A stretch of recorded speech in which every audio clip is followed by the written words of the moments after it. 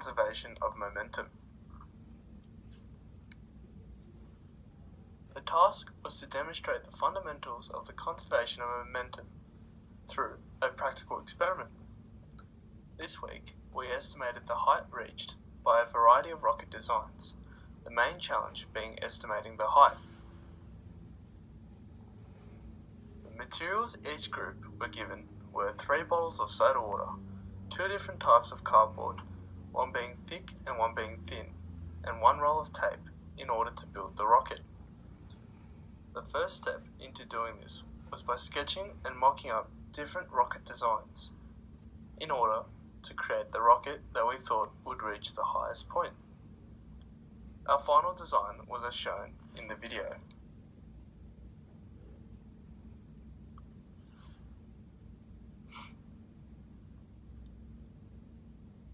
In order for our rocket to reach maximum height, we did not want to make the mass of the rocket too great or too little, as we did not want the center of mass to be too low without getting the benefits of using soda water as fuel.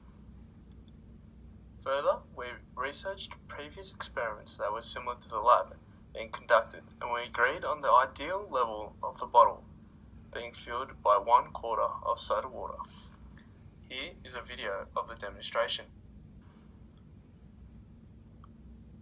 You're not always back there, bro. Fuck, he's already done it.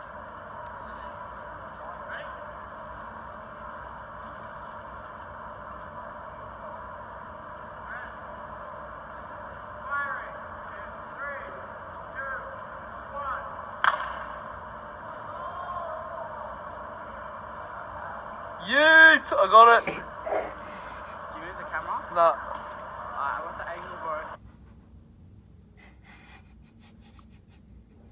After a test run of our rocket, we made a rough estimate of this distance by filming the rocket reaching maximum height all in one frame, thereby using the launcher as a scale to compare the height of the rocket had reached. The launcher measured to be 1.25 meters.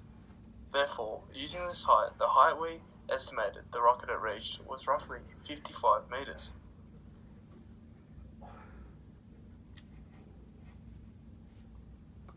Uncertainties in this method were the length of the launcher, as this was the only scale we had used to estimate the height.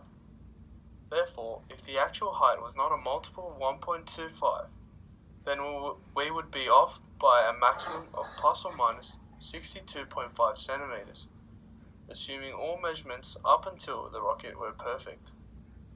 The video angle would also have to be taken into account.